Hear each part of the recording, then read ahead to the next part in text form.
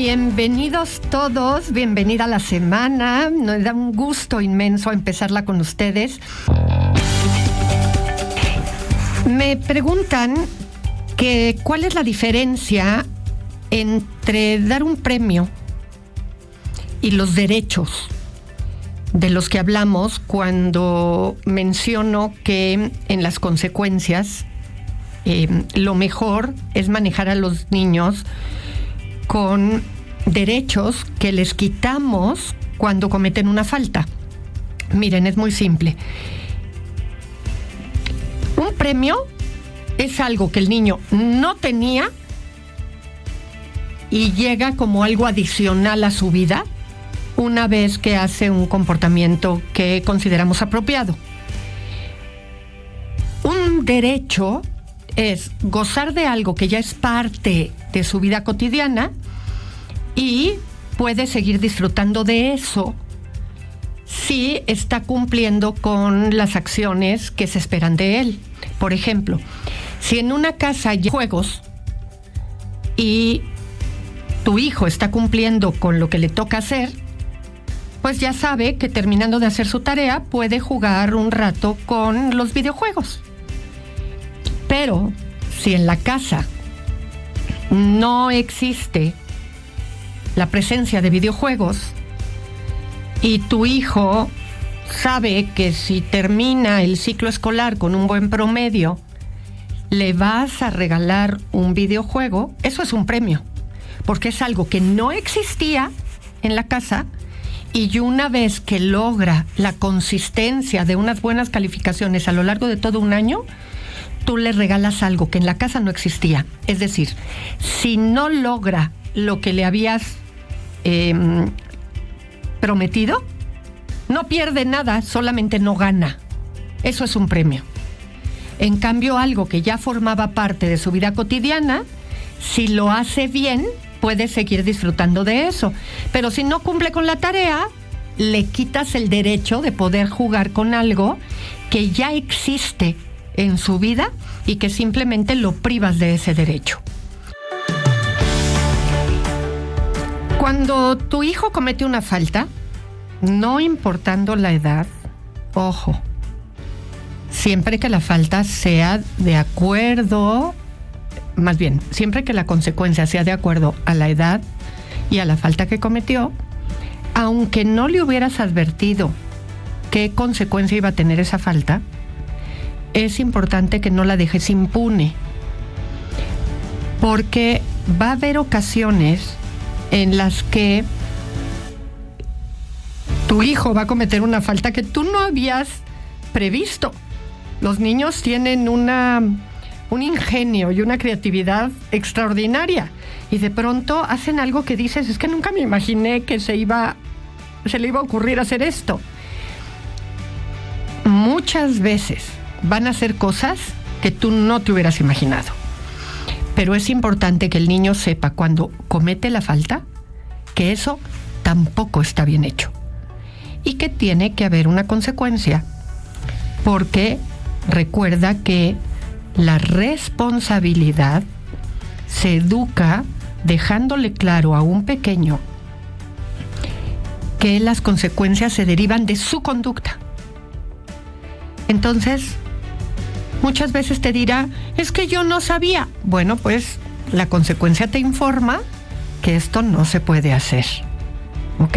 Entonces, así van aprendiendo que toda conducta tiene una consecuencia. Llévala a cabo.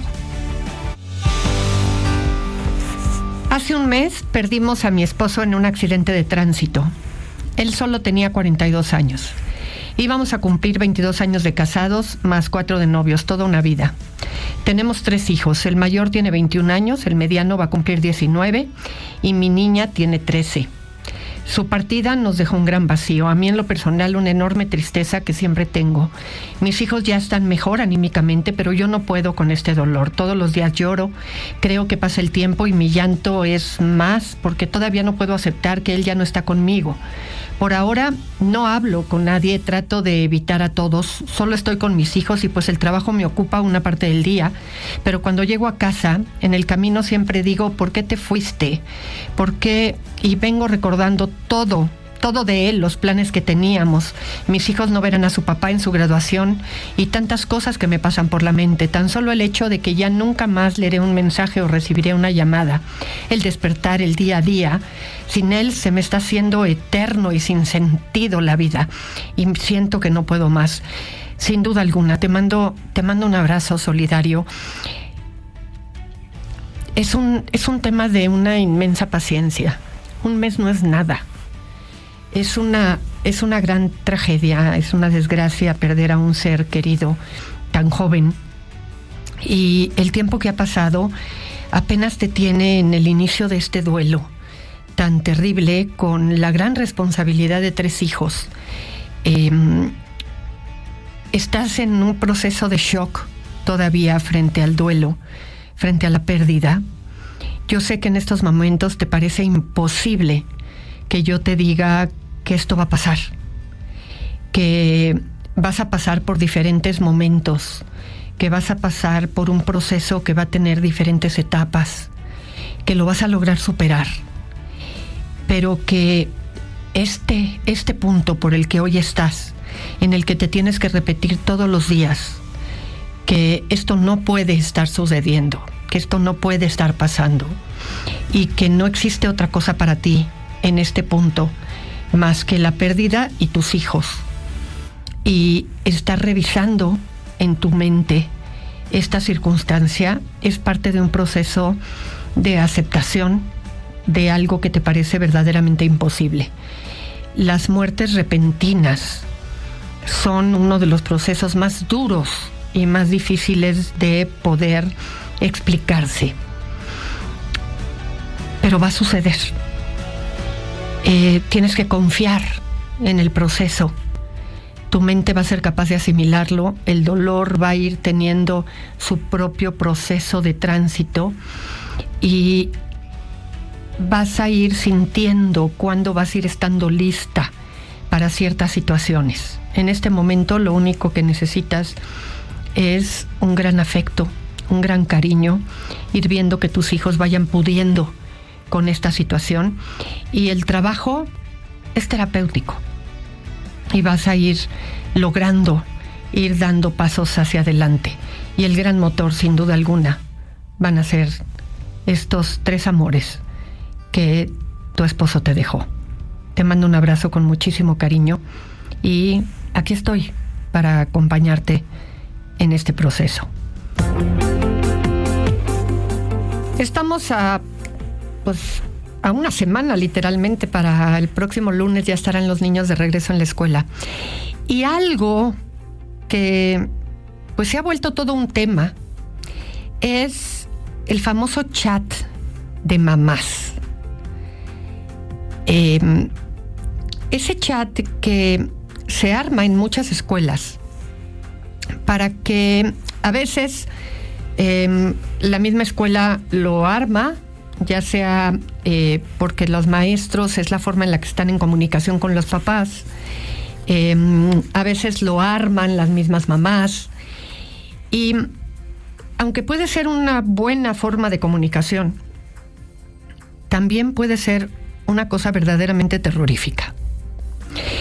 Y desafortunadamente, en muchos casos, se acaba convirtiendo ese chat en un bullying contra la maestra, y en otras en un bullying contra alguna mamá, madre de algún pequeño de la escuela, que cuando la escuela no acaba accediendo a alguna situación que los papás así consideran que se tendría que haber decidido con respecto a algún alumno, bueno, pues entonces ahí en ese chat se empieza a evidenciar qué es lo que está pasando con algún alumno en lo particular.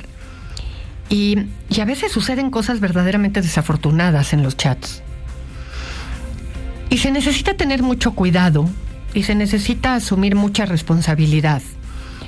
Porque de pronto la postura que se adopta en esos chats necesita tomarse a conciencia. Porque primero, lo que se tiene que arreglar con la maestra se tendría que arreglar directamente con la maestra, de persona a persona.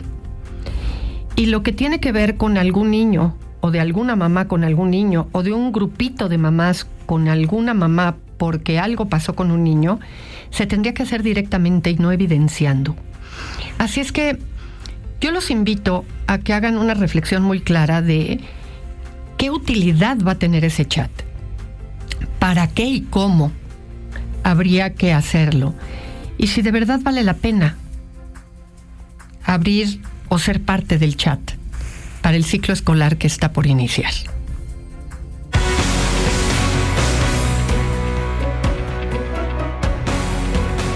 Otro de los temas que son importantes tomar en consideración ahora que va a haber la entrada a clases. Muchas y muchos papás se enteran desde esta semana en qué grupo va a quedar su hijo. Y si ya tienen experiencia con la escuela, pues de pronto dicen, no, le va a tocar con esa maestra, no.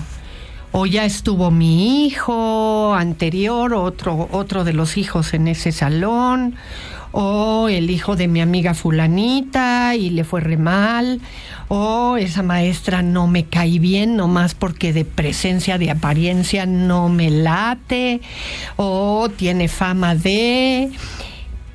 Y empezamos a querer hacer mitote para cambiar a nuestro hijo de grupo porque no me late. Hay que tomar en consideración que el que a mí no me guste la maestra, que el que a uno de mis hijos no le haya ido bien con la maestra, que el que a otro niño no le haya ido bien con la maestra, el que la maestra tenga fama de ciertas cosas, no quiere decir que a mi hijo no le va a ir bien. Vamos a tomar en cuenta siempre que el que mi hijo esté con una maestra determinada es una oportunidad extraordinaria para que mi hijo desarrolle habilidades para aprender a relacionarse con personas con esas características. Y que puede ser altamente formativo para mi hijo, para mi hija, tener una maestra así. Cuando eso llega a suceder, hay muchísimas historias en la vida en la que no se cambió al niño de maestra y resulta que al final del año acaban adorando a la maestra. Así es que dense la oportunidad de no ir a buscar cambio de grupo y dejar que su hijo o hija viva la experiencia de ver qué es lo que sucede. Por algo continúa en esa escuela relacionándose y teniendo grupo a cargo. Así es que den oportunidad, no quieran sobreproteger, porque de verdad se pueden llevar muy gratas sorpresas.